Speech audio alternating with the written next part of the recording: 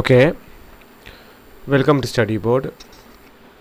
അപ്പോൾ നമ്മളിന്നിവിടെ നോക്കാനായിട്ട് പോകുന്നത് നമ്മുടെ FIUGP സെക്കൻഡ് സെമസ്റ്റർ ഫിനാൻഷ്യൽ അക്കൗണ്ടിങ്ങിൽ നിങ്ങൾ തിയറിയിൽ ഇമ്പോർട്ടൻ്റ് പഠിക്കേണ്ട പോയിൻറ്റ്സ് ആണ്.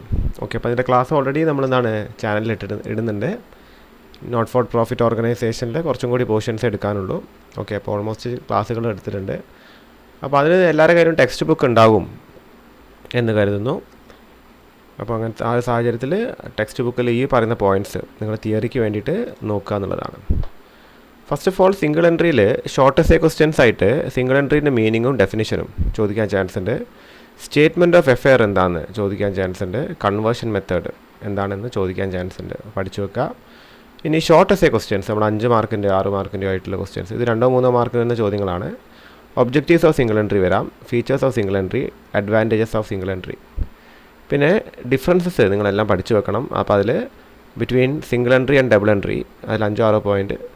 Difference between profit and loss account and statement of profit loss 5-6 point.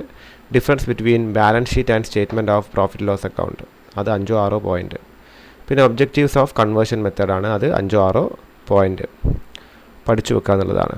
അത് കഴിഞ്ഞിട്ട് ചാപ്റ്റർ 2 ബ്രാഞ്ച് അക്കൗണ്ട് കേസ് വരാണെങ്കിൽ ഷോർട്ട് സെൻറ്റൻസ് ക്വസ്റ്റ്യൻസ് ആയിട്ട് 2-3 മാർക്കിന് ചോദിക്കാവുന്നത് ഗുഡ്സ് ഇൻ ട്രാൻസിറ്റ് ചോദിക്കാം, ബ്രാഞ്ച് എന്താണെന്ന് ചോദിക്കാം, ക്യാഷ് ഇൻ ട്രാൻസിറ്റ് ചോദിക്കാം.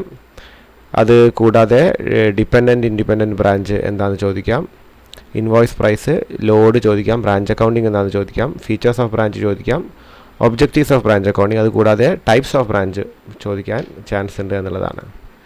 ഇനി നോട്ട് ഫോർ പ്രോഫിറ്റ് ഓർഗനൈസേഷൻ്റെ കേസ് പറയുകയാണെങ്കിൽ NPO ഷോർട്ട് സെൻറ്റൻസ് ക്വസ്റ്റ്യൻസ് ആയിട്ട് NPO എന്താണെന്ന് ചോദിക്കാൻ ചാൻസ് ഉണ്ട്. റെസീറ്റ് ആൻഡ് പേയ്മെൻറ്റ് അക്കൗണ്ട് എന്താണെന്ന് ചോദിക്കാൻ ചാൻസ് ഉണ്ട്. Donation, honorarium, legacies, capital fund, special fund, endowment fund, ഇതൊക്കെ ഒന്ന് പഠിച്ചു വെക്കുക. ഇനി ഷോർട്ട് എസ്സേ ക്വസ്റ്റ്യൻ ആയിട്ട് ഫീച്ചേഴ്സ് ഓഫ് NPO 5-6 പോയിൻറ്റ് നോക്കുക. Features of receipt and payment account, features of I&E account.